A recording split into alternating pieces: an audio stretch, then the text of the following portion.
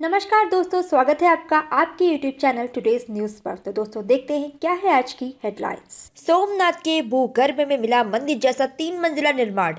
अरब सागर के तट पर गुजरात में विराजित सोमनाथ ज्योतिर्लिंग महादेव मंदिर के आसपास भूगर्भ में मंदिर जैसा 3 मंजिला निर्माण होने का पता चला है।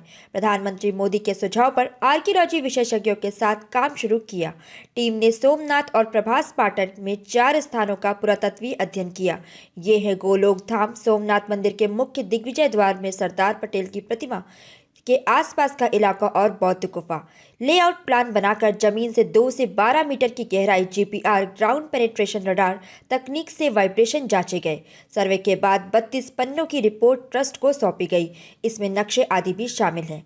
पटेल प्रतिमा क्षेत्र में भूगर्भ में मंदिर जैसा 3 मंजिला निर्माण होने का पता चला है। इसमें एक मंजिल 2.5 मीटर, दूसरी 5 मीटर और तीसरी 7.5 मीटर गहराई में है। सुरक्षा जांच वाले स्थल के नीचे भी एल आकार का निर्माण है। इसी जगह धातु की प्रतिमा के संकेत भी मशीन में दर्ज हुए।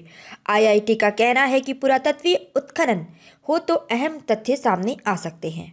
पीएम मोदी के बुलावे पर भारत आएंगे कतर के अमीर शेख तमीम। विदेश मंत्री एस जयशंकर अपनी 2 दिवसीय यात्रा पर कतर गए थे। वहां उन्होंने कतर के अमीर शेख तमीम बिन हमद अल थानी से मुलाकात की। मुलाकात के दौरान विदेश मंत्री ने पीएम मोदी से व्यक्तिगत संदेश तमीम को सौंपा।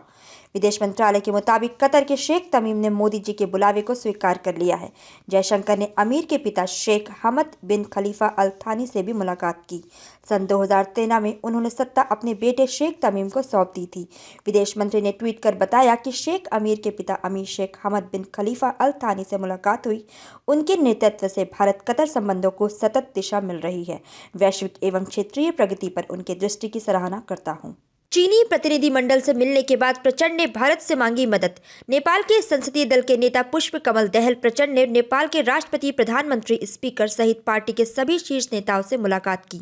इसके बाद उन्होंने चीन द्वारा विभाजन को रोकने के लिए भेजे गए प्रतिनिधिमंडल से भी मुलाकात की। मुलाकात के बाद नेपाल के एक टीवी चैनल को दिए इंटरव्यू में उन्होंने कहा कि भारत हमेशा ही नेपाल के लोकतांत्रिक आंदोलन का समर्थन करता आया है, पर प्रधानमंत्री ओली द्वारा संसद विघटन करते हुए लोकतंत्र की हत्या किए जाने पर भारत की खामोशी समझ से परे है।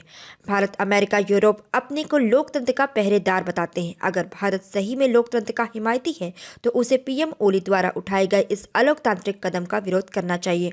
हालांकि उनसे जब चीन के समर्थन की बात की गई तो वह चुप्पी साध लिए। क्या यह मदद मांगना भी चीन के प्लान का कोई हिस्सा हो सकता है? बलूच विद्रोहियों का प्लान बदला, चीन पाक में दहशत।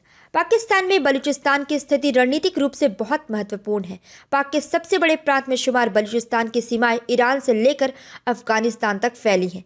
चीन पाकिस्तान आर्थिक कॉरिडोर का बड़ा हिस्सा इस प्रांत से होकर गुजरता है। ग्वादर बंदरगाह भी बलूचों के नियंत्रण में था, जिसे पाकिस्तान में जबरदस्ती चीन को सौंप दिया। पाकिस्तान के बलूचिस्तान प्रांत तक सीमित रहने वाले विद्रोहियों ने अब बड़े शहरों में भी जाकर चीनी नागरिकों पर हमले तेज कर दिए हैं।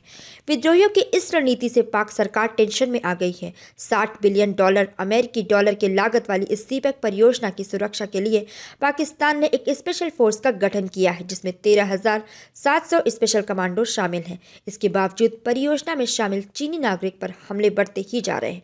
ऐसे में पाक सरकार अब ग्वादर को कटीले तार की दीवार बनाने में जुट गई है, तो विद्रोहियों ने भी अपनी रणनीति बदल दी है। अभी हाल ही के दिनों में बलूच विद्रोहियों ने पाक के 7 सैनिकों को मार गिराया। इसे कनाडा में रहने वाली बलूचिस्तान की आज़ादी के समर्थक करीमा बलोच की हत्या से भी जोड़कर देखा जा रहा है। ताज़ा खबर और लेटेस्ट अपडेट के लिए please like, share and subscribe.